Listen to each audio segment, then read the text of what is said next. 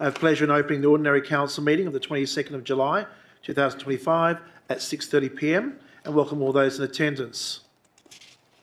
I wish to inform you that the meeting is now being live streamed and recorded. The video will appear on the Council's website and YouTube channel. The public gallery will be not recorded unless accidentally, and only a participant in the meeting, namely a person asking questions at public question time, will be live streamed and recorded. If you wish to ask a question at public question time, your voice and image will be recorded and live streamed. If you do not consent to your voice and image being recorded and live streamed to the public, then you'll need to leave the meeting.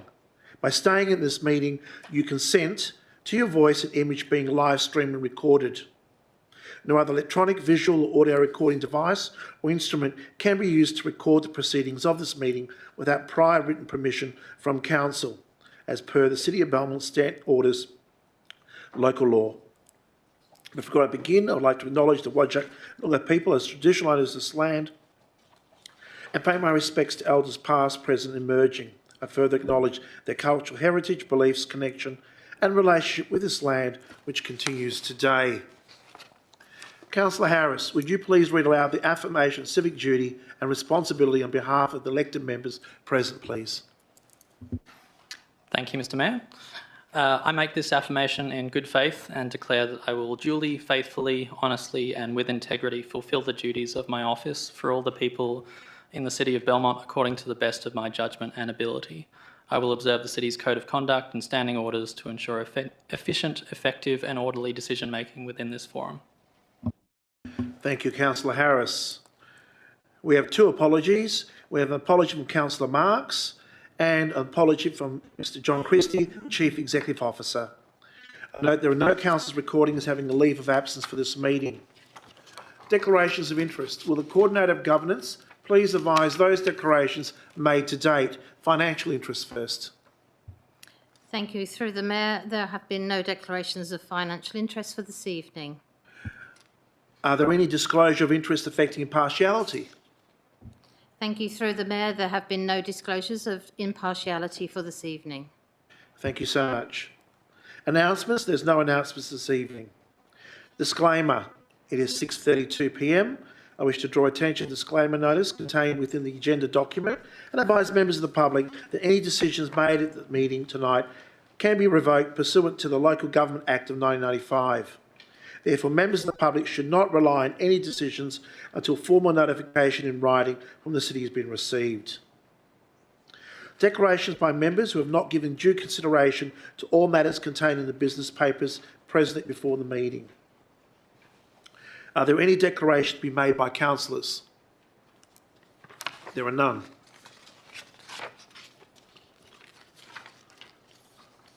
Public question time. Response to questions taken on notice. Response to questions taken on notice from the Ordinary Council meeting of the 24th of June. I note in the agenda for Ms Hollins, Mr Cardoso on behalf of the Belmont East Ward Connect, Ms Garfenstein, Ms Moore, Ms Harding, Ms Ransom, Ms March and Ms Dorizzi. Questions by members of the public. It is 6:33 p.m. and I open public question time and draw the attention of the public gallery to the rules of public question time as written in the question time form.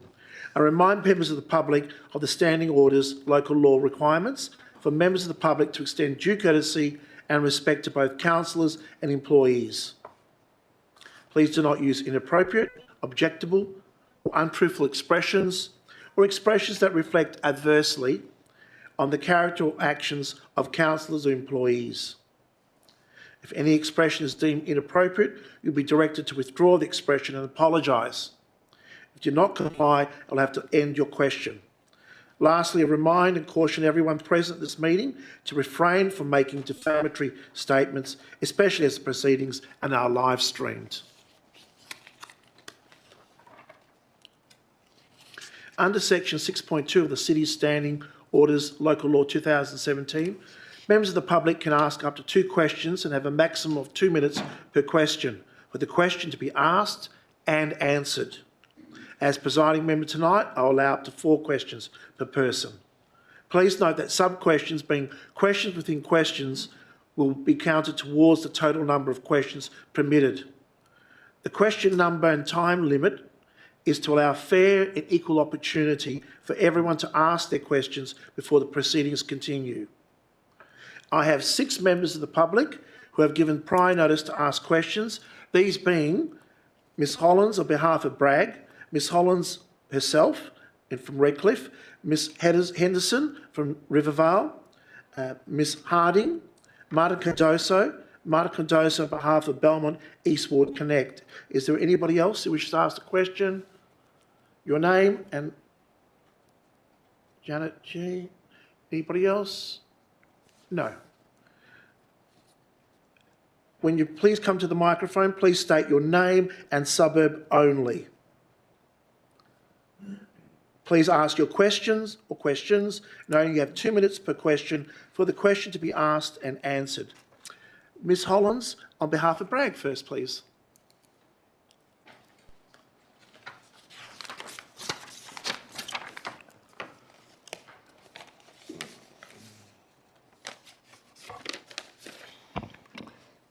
Good evening, Mayor and councillors. Firstly, I do not give consent to be on camera, and any perceived consent's under duress. So, the Bragg questions. At the last council meeting, I asked about the cost of the Visit Belmont campaign, Belmont, the holiday destination, which is apparently $20,000. The second part of the question was, in terms of successful outcomes, how does it rate for Belmont in comparison to the Adachi campaign, which cost us $55,000, as that question was taken on notice and there was no answer that I could find minuted. So could you please answer the question, how did it rate compared to the, for the outcome, for the cost of the Adachi campaign? Acting Chief Executive Officer. Thank you, Your Worship. The Visit Belmont campaign and the Adachi Sister City relationship are 2 separate programs. There's no direct comparison because there's no tourism or visiting outcomes associated with the Adachi Sister City relationship. Thank you, Your Worship. So you don't have outcomes, is that it?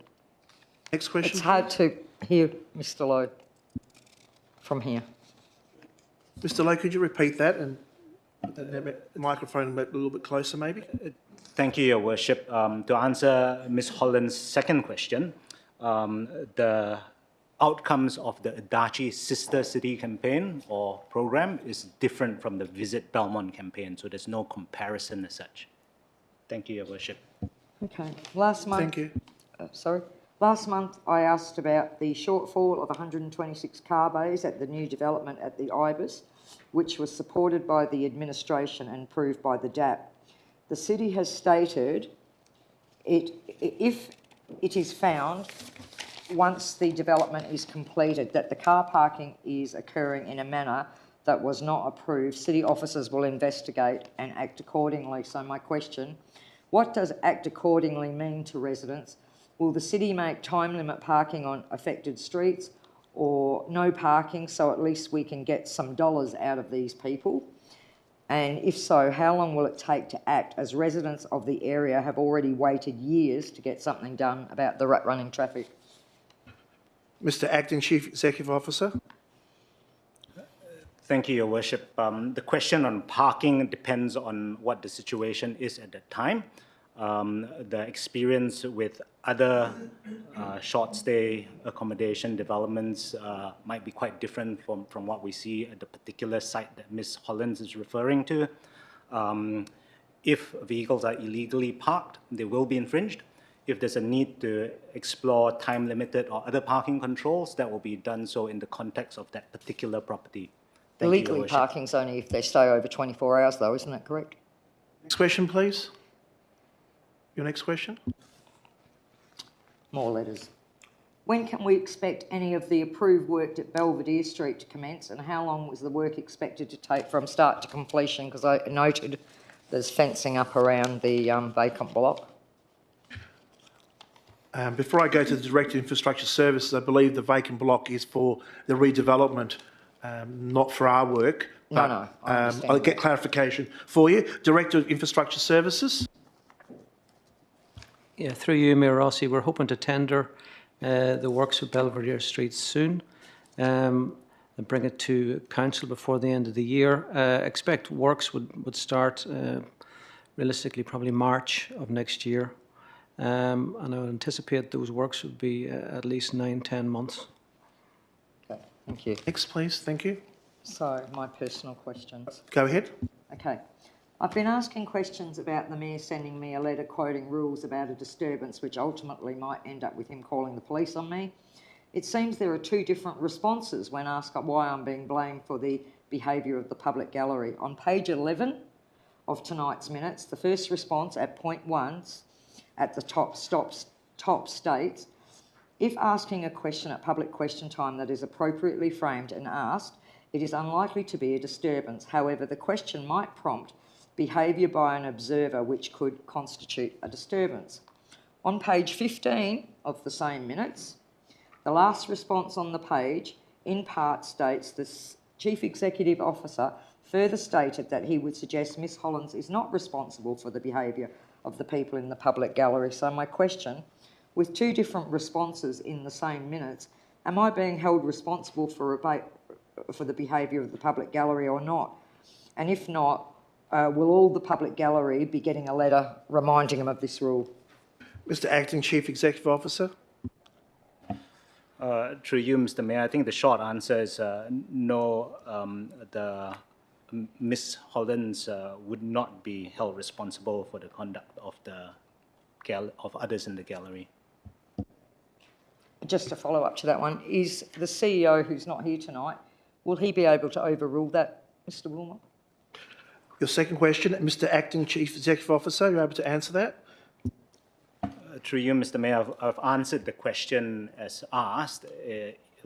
I don't think it's reasonable for someone asking a question to be held responsible for the behaviour or disturbance caused by others in the gallery.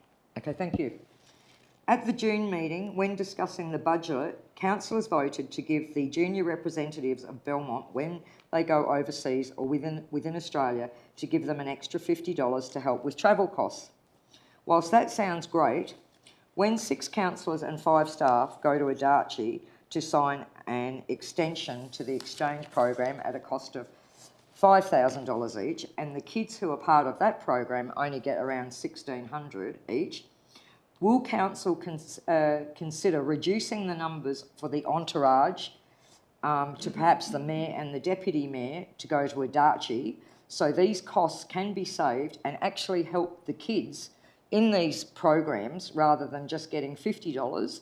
We could use the additional money to give more money to kids representing Belmont overseas or interstate. Acting Chief Executive Officer, I believe we are reviewing everything. Through you, Mr. Mayor, the Citizens Exchange to Adachi occurs once every 5 years. At that point in time, the council will decide what the appropriate makeup of the delegation is. Other factors to do with costs are dealt with in the budget each year. Thank you, Mr. Mayor. Thank you. Thank you. I've asked questions several times regarding the standing orders and public question time form.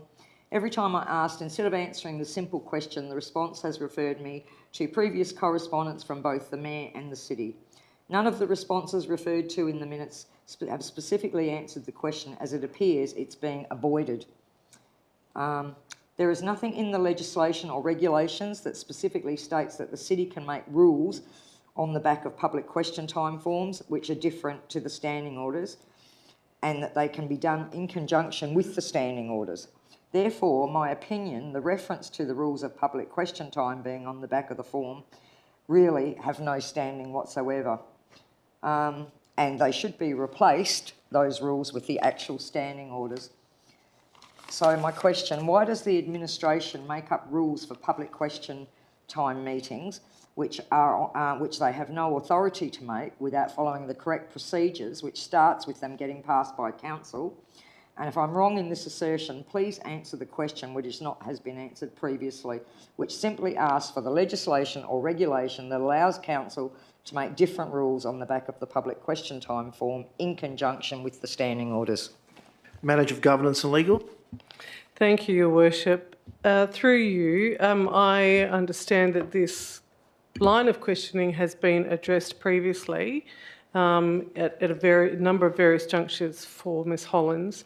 The City does not make up its questions for the Rules of Public Question Time. The Rules of Public Question Time are a distillation of both the Local Government Act, regulations and the standing orders to enable some simple assistance for those wishing to provide a question at public question time, to save a questioner the job of wading their way through the Local Government Act, its myriad regulations and the standing orders.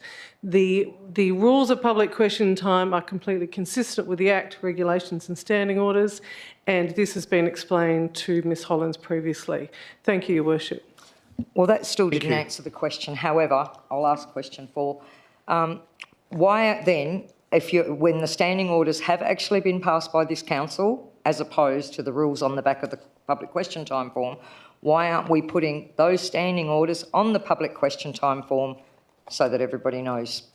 Manager of Governance and Legal. Thank you, Your Worship. The previous answer stands that the guidance on the back of the public question time form is to assist questioners to make the rules that govern public question time easier for them to understand than wading through the standing orders. The rules of public question time are consistent with the standing orders.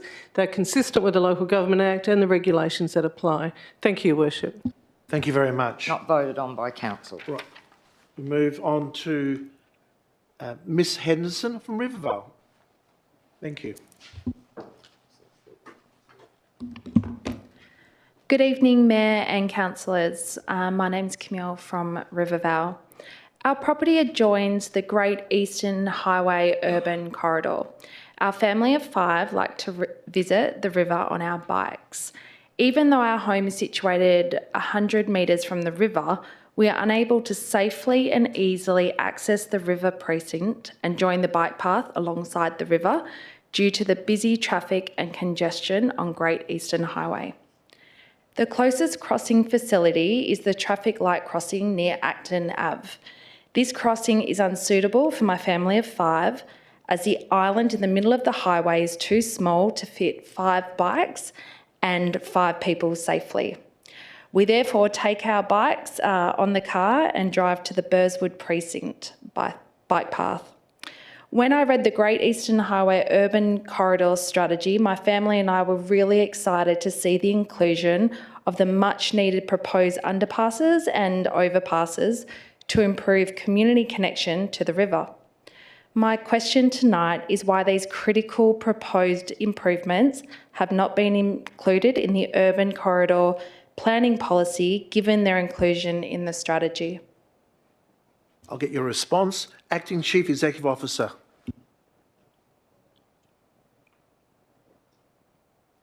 Actually, we might go to the Acting Director of Development Communities, who has the background on this area.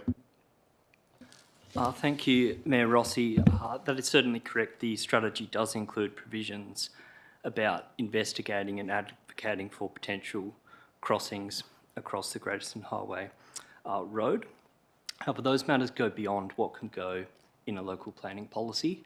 Those would likely require funding and would be quite significant. So those would form part of either scheme provisions or structure plan provisions, and they might also have part of them, of those provisions, mechanisms for funding from third-party developments as well. So it's simply, yes, they are in the strategy, but they go beyond what can be in a local planning policy.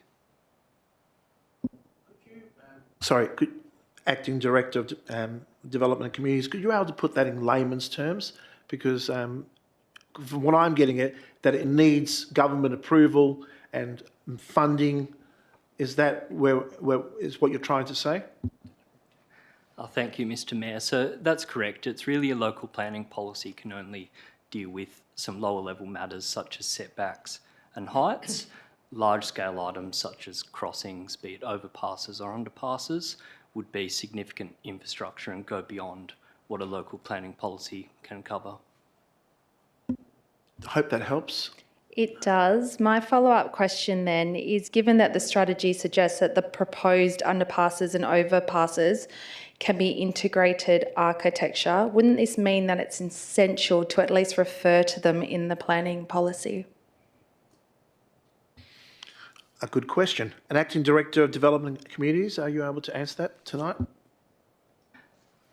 Thank you, Mayor Rossi. I'll largely go back to my first response in that those matters would go beyond what can actually be in a local planning policy. So as we go through and approach the crossing matter through either scheme provisions or structure plans, we would likely amend the policy at the same time so those provisions line up.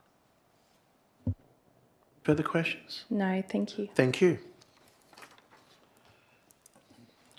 Ms Harding?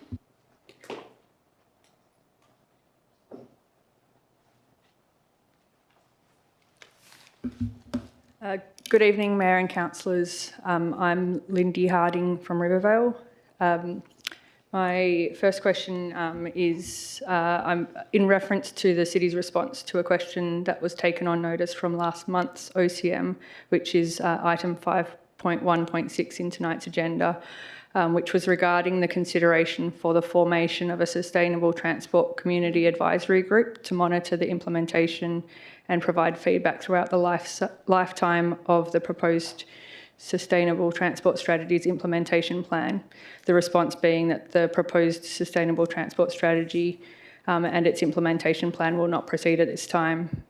However, the importance of involvement in, the importance of community involvement in shaping sustainable transport outcomes with the City of Belmont continues regardless of the status or name of any formal strategy or plan. So my question is that would the City consider establishing a community advisory group focused on sustainable transport, bringing together residents, councillors, officers and local stakeholders to encourage collaboration, gather feedback and help guide progress on walking, cycling and public transport initiatives within the City of Belmont? Director of Infrastructure Services?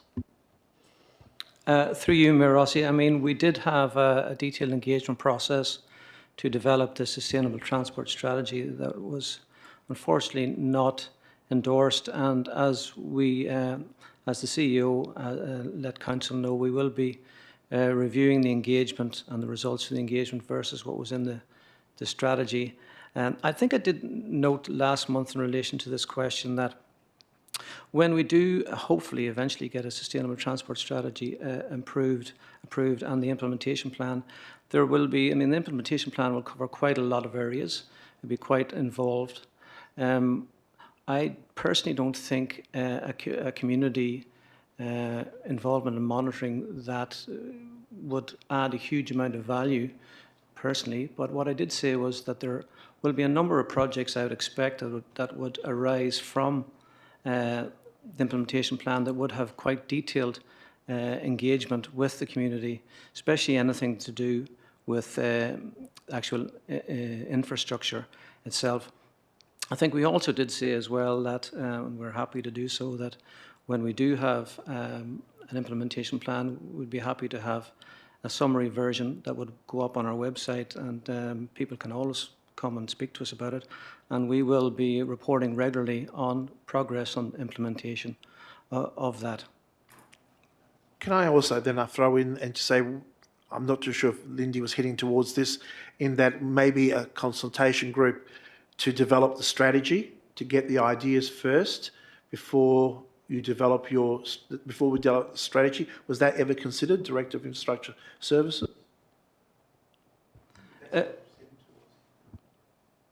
Through you, Mayor Rossi, as I just said earlier, I mean, we did a community engagement process and we have committed to Council that we will review the engagement that was done versus the strategy, and we'll bring it to an information forum, future information forum, actually, when we have a new Council. And that's the commitment that we have made on that matter. Ms Harding, any follow-up question? Um, Go ahead. Yes, I've got another question, which is I'm interested in understanding how public input submitted via the Belmont Connect mapping tool is used in planning decisions, and whether that input is accessible to city officers in a way that supports informed decision-making across various strategies and consultation periods. For example, where feedback submitted during the Sustainable Transport Strategy or the Redcliffe Traffic Area Study consultation period is pinned onto a location via Belmont Connect, and that location also falls within the Great Eastern Highway Urban Corridor.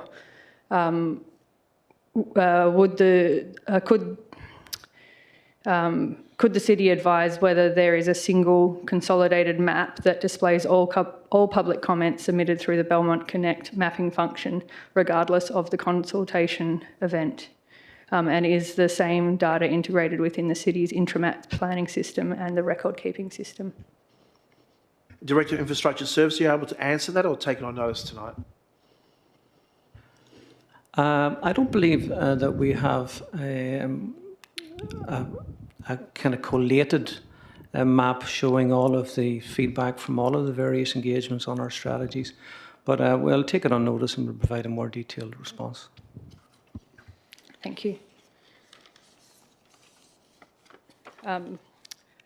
This is kind of a follow-up to that, is does the city keep a record of each of the public feedback items that are submitted via Belmont Connect, and whether those items of public feedback are being addressed and the status of the progress of each of the items?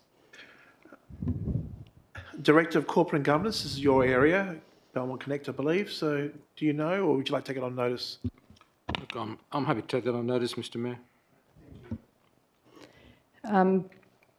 My last question is, I've got an example of trying to contact the city about a problem on my verge, with my verge tree. On the 22nd of December in 2024, I sent a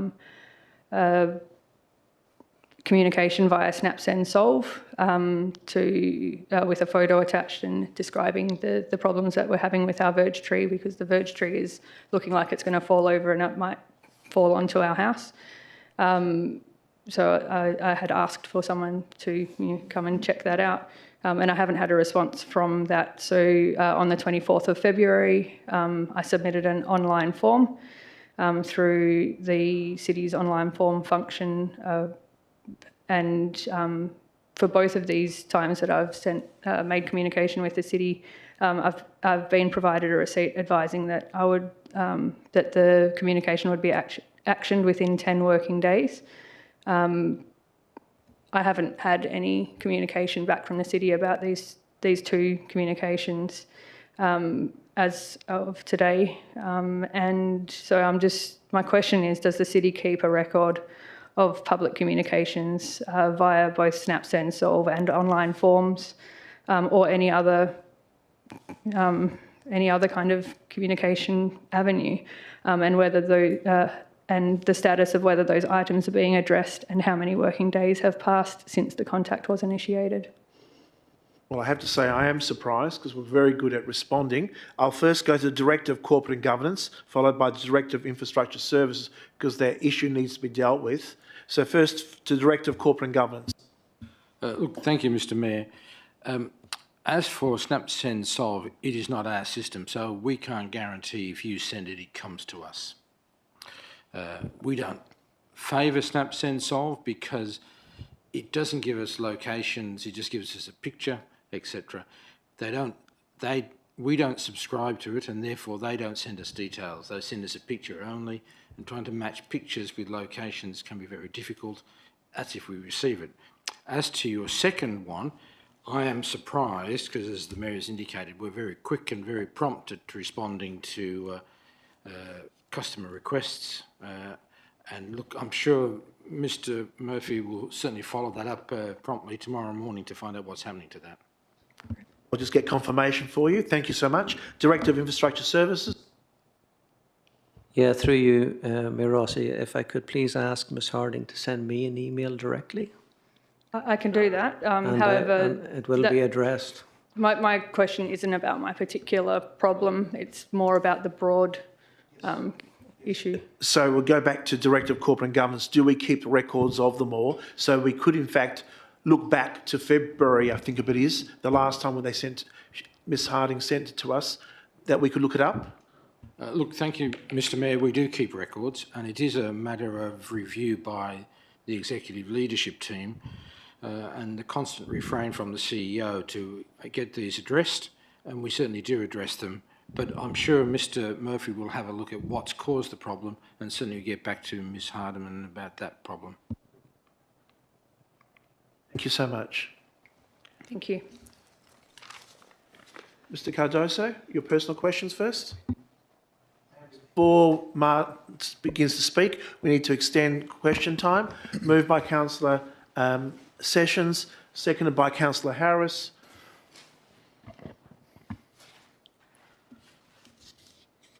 We'll need the screens ready for voting. Okay. I have voted. Yep, there we go. Carried unanimously. Thank you. Over to you, Mr Cardoso. Thanks, Mr Mayor. Martin Cardozo, Redcliffe. Good evening, Mayor, councillors, city officers and members of the public gallery. My first question, the city has previously indicated that comparisons with neighbouring LGAs are only valid if those LGAs are also Band 1.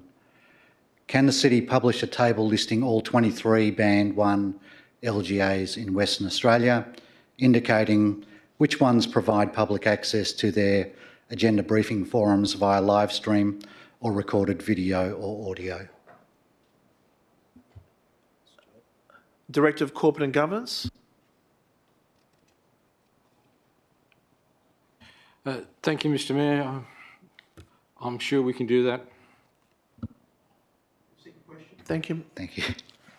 Cool. Question 2.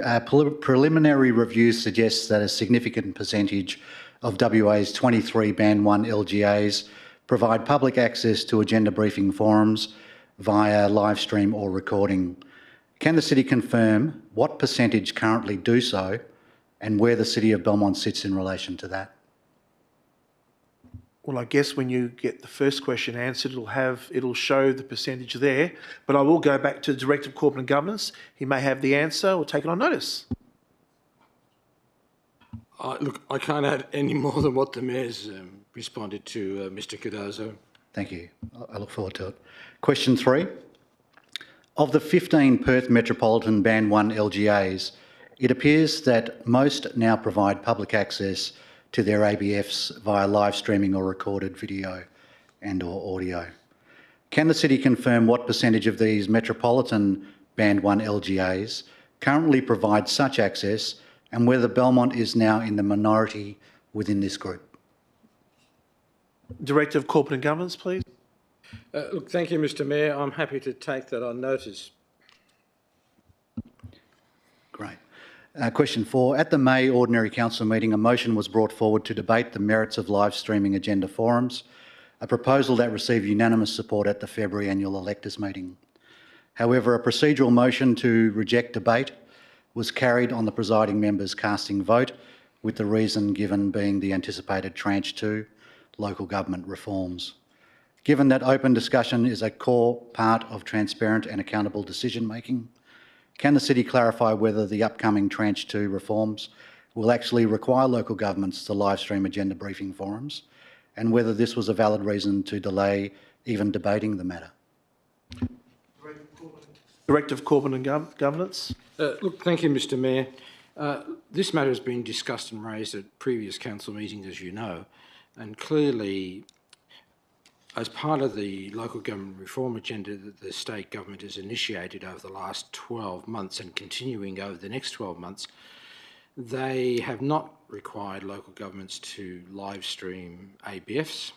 They want decision-making bodies, decision-making forums to be live streamed, which they have mandated that all council meetings, both ordinary and special, are to be live streamed. That's where decision-making is made, and the government wants to see that as transparent for all members of the public, whether they live stream or attend in person. The government is clearly aware that councils have briefing sessions, some behind closed doors, some public forums like we do, and certainly they've made no efforts to legislate those particular meetings to be live streamed or minuted, etc., because they are not decision-making forums. They are information forums only for the benefit of elected members so they can make informed decisions at the following council meeting. Thank you. Through the chair, can I ask, is it possible for... Sorry, that's your 4 questions, but you have I another just 4 don't to think that ask. answered the question, but I'm happy to keep going. If Director of Corporate and Governance is, were you able to take that on notice? Is there anything else you wish to add that could be added? No, Mr Mayor, I think I did answer the question in full. There you go. Thank you. Your questions on behalf of the Belmont East Ward Connect, please. Great, thank you. Question 1, can the City confirm that there is currently no provision in the City of Belmont Standing Orders, local law or any adopted policy that prevents a resident from representing an informal or unincorporated community group when asking a question during public question time? Director of Corporate and Governance. Thank you, Mr Mayor. There is no such document. Thank you. Next question. Question 2, at the June OCM, I asked whether the City would retrospectively publish community feedback and officer responses for the Sustainable Transport Strategy. The City's response stated that significant upfront engagement was considered by officers and that a general summary was included in the report, but this may or may not reflect the actual content of the 199 responses received. Given that feedback has not been published and remains unknown to the community, will the City commit to publishing the full community feedback and corresponding officer responses when the Sustainable Transport Strategy returns to Council, as has been done with strategies like the Redcliffe Area Traffic Study? Acting Chief Executive Officer. Through the chair, when the Sustainable Transport Strategy is reconsidered, then the appropriate means of community engagement and how that loop will be closed as far as community input goes will be considered, and that will be presented to Council to consider whether or not it's appropriate or Council considers it satisfactory. But that's certainly one thing that we can look towards, and I'm happy to take the question on notice to provide a more comprehensive response to that. Thank you. Question 3. When rejecting the Sustainable Transport Strategy at the June OCM, the Mayor, in casting the deciding vote, referenced significant community attendance and suggested confusion exists around the strategy. If the City continues to withhold the feedback it received, how does it expect that confusion to be resolved? And how can Council or the public be confident that officer recommendations genuinely reflect community input if that input remains inaccessible? Director of Infrastructure Services. In relation to this, is quite a similar question to previous, and the acting CEO has mentioned that this will be considered when the Sustainable Transport Strategy does come back. We will, as I noted earlier, we're currently reviewing the community engagement process that was undertaken versus the actual strategy and particularly initiatives, and we will present to Council, and as the acting CEO said, a decision will be taken at that time what we consider to be the most appropriate way to present the results. And my last question, Mr Mayor. While the City has answered questions about whether it will publish feedback for individual strategies, it has not addressed the broader issue of consistency. Some strategies, such as the Redcliffe Area Traffic Study, include full published feedback and officer responses, while others, including the Sustainable Transport Strategy, do not. Can the City confirm whether there is a consistent policy or decision-making framework that governs when community feedback is published, and if not, will the City commit to adopting one to ensure transparency and fairness across all future strategies? Acting Chief Executive Officer. Thank you, thank you, Your Worship. Through you, there might not be a one-size-fits-all approach to engagement on various types of strategies. So depending on what the item or the document is, the engagement plan will be tailored to deal with the matter. Of course, we seek to ensure consistency in looping back to the stakeholders who have provided input, and that's certainly something we're committed to do better each time. But I would say there's no absolute consistent or one-size-fits-all approach towards engagement. Thank you, Mr. Mayor. Thank Very you. much. Ms. G?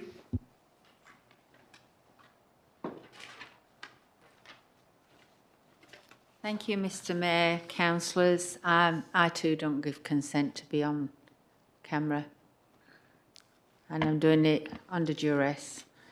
My first question, whilst I know that a lot of our employees at the City of Belmont don't live in Belmont, so therefore they don't have the same vested interest as what residents do. I'm not saying that in detriment, I'm saying that's a fact. It's a job to most of them. So I'd like to know how many staff does the city currently employ and how many of those live in the City of Belmont? As the Acting Chief Executive Officer, I don't know if that can be released, but I will, obviously, they will look into it for you. Mr. Acting Chief Executive Officer. Thank you, Your Worship. Just to clarify the officers or staff members' and vested interests, there needs to be separation in certain duties that officers carry out. So if there is an interest in certain duties that they perform, then they have to declare that interest. I'll take the rest of the question on notice as to what percentages and what information we can share. Thank you. Next question.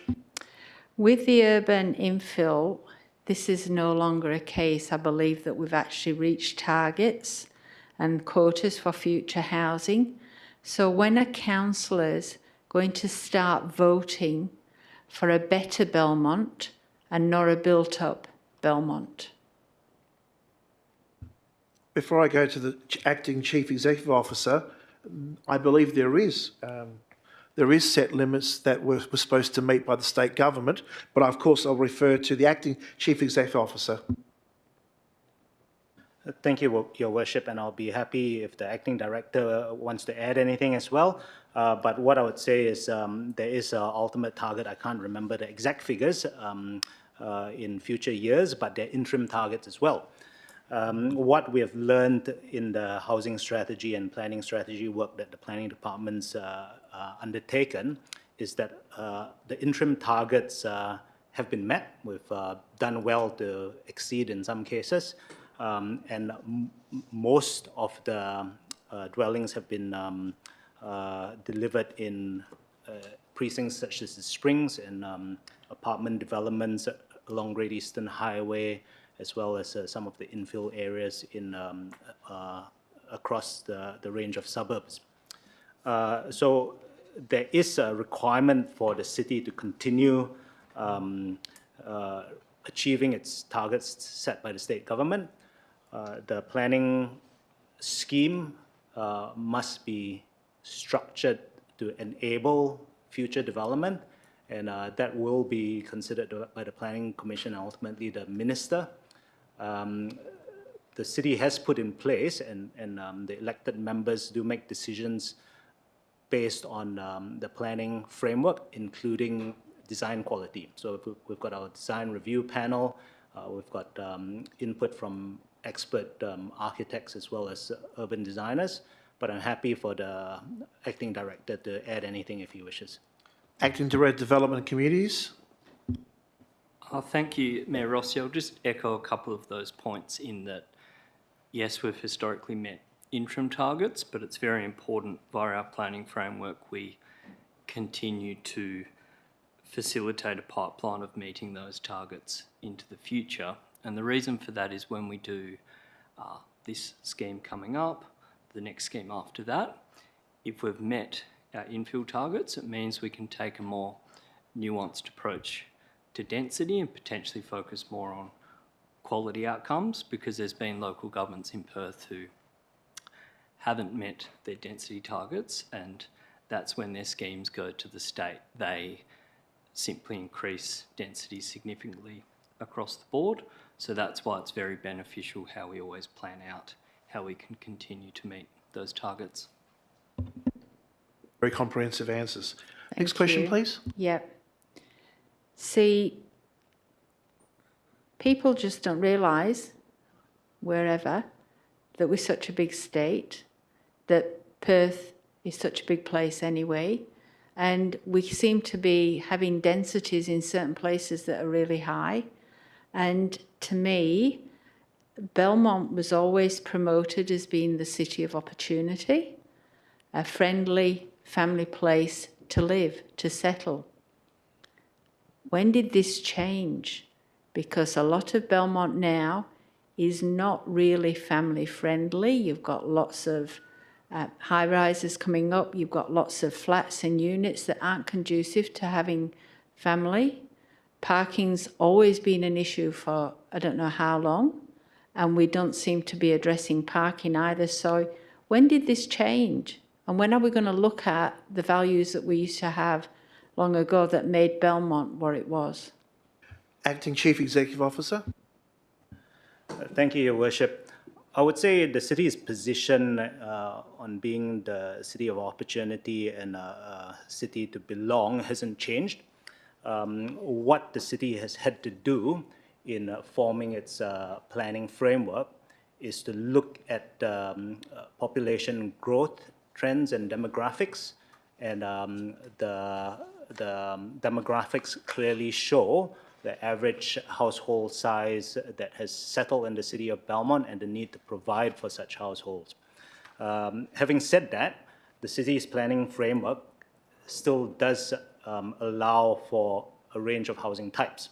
So we have a mix of housing types from apartments to single houses or group dwellings, 4 or more bedrooms down to single bedroom dwellings to accommodate a large proportion of our community who are single person households, and the average household size of 2.3 from memory, which is lower than the state average.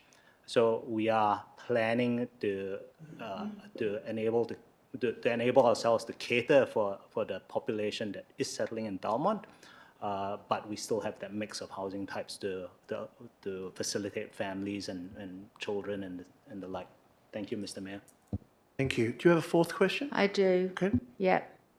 So with that in mind and the fact that we seem to lose public open space, and I'd like to say, councillors, what sort of future are we leaving our children and grandchildren? No public open space or lots more houses on blocks. It puts a strain on a lot of families. It puts a strain on facilities as well, like your power and everything else. You are promoting to put solar panels on houses to help with electricity, etc. And then you go and let them build 5, 6, 7, 10 stories next door, which makes, living not very easy for some people. So, when are we going to look at what we're leaving for our kids and our grandkids? Well, that would be up to each councillor to think about what you've just said. Thank you. Thank you. There being no more questions, I close public question time at 7:18 p.m.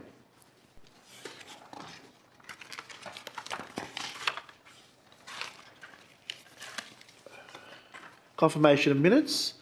Matrix 6.1, matrix for the agenda briefing forum held on the 15th of July. Are there any questions on the matrix?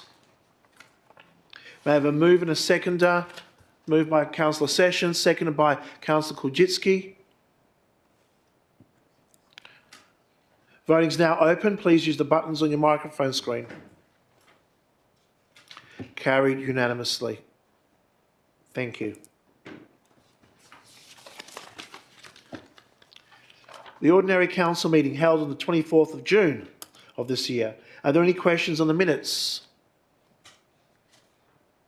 May I have a move and a second to confirm the minutes as true and accurate record? Moved by Councillor Sekula, seconded by Councillor Sessions.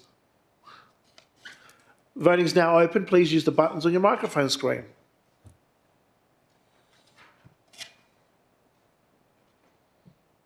Carried unanimously.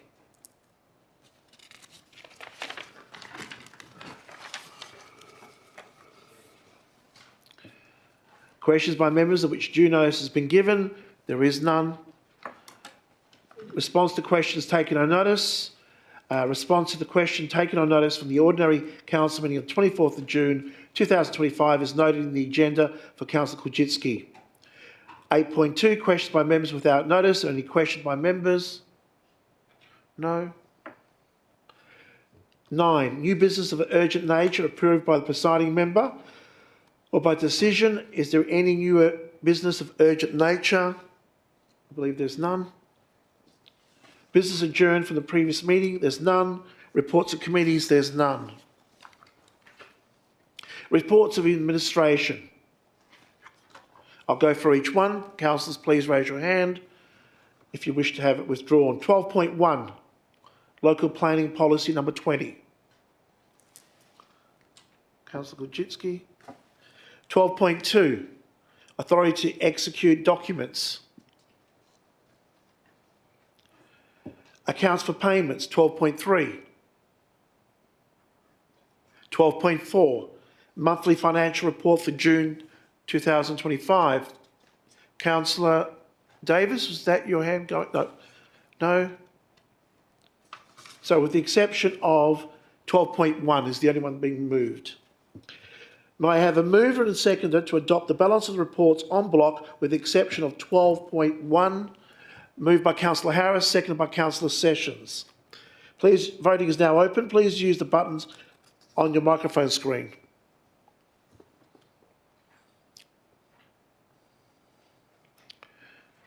Carried unanimously.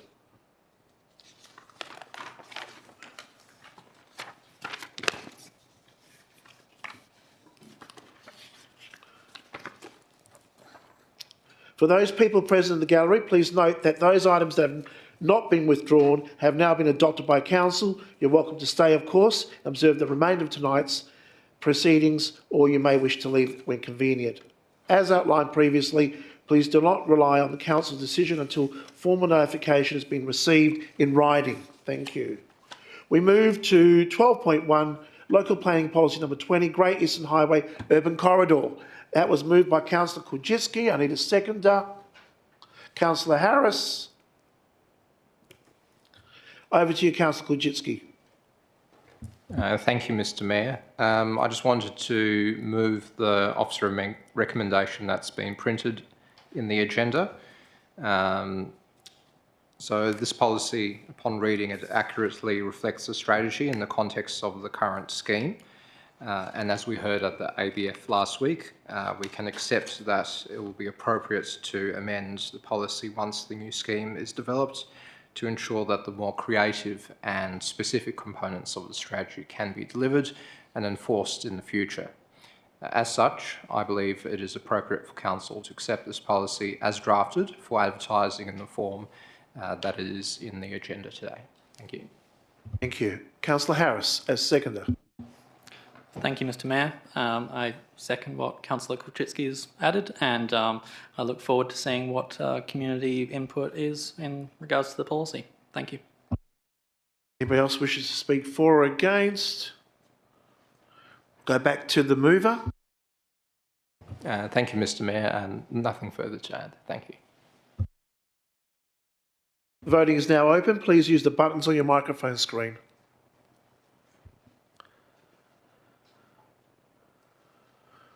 Carried unanimously. Yep. Requests for leave of absence. Are there any requests for leave of absence, Mr. Acting Director? CEOs? No? Thank you.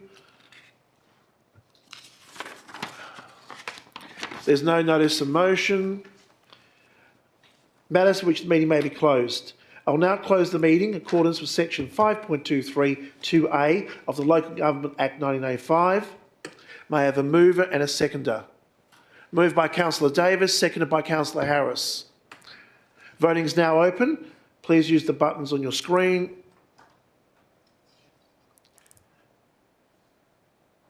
Carried unanimously. Would the IT officer please pause the live stream? Would those in the public gallery please depart the meeting? Thanks for coming in tonight. Will all officers accept the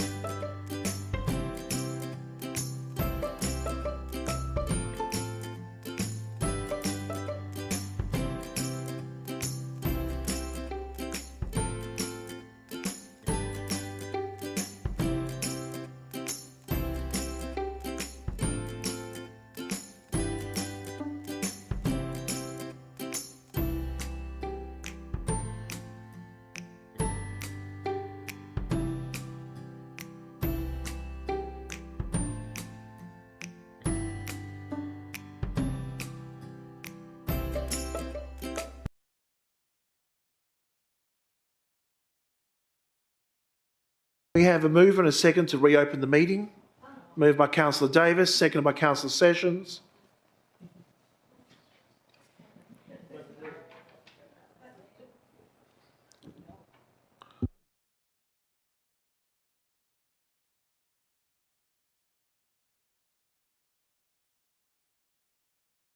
Closed doors, we can do a show of hand. All those in favour? Against? One. Sorry? To reopen the meeting? Carried unanimously. Thank you.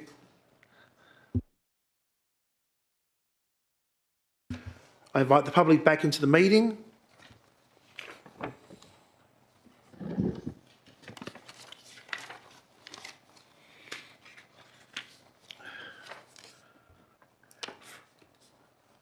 We move to 14.1, Staff Matter, Chief Executive Officer Annual Performance Appraisal for 2024-2025. that Council accepts the panel recommendation in relation to this item. Moved by Councillor Sessions, seconded by Councillor Sekula. It was carried 6 votes to 1. For Davis, Kuljitsky, Sessions, Ryan, Sekula and Rossi, against Harris. We now go back to item 11.1, which was missed earlier. Item 11.1, Executive Committee held on the 24th of February 2025. Need a mover. Councillor Sessions, seconded by Councillor Sekula. That the minutes of the Executive Committee held on the 24th of February 2025, as previously circulated to all elected members, be confirmed following the abolition of the Executive Committee on the 30th of June 2025. Voting is now open.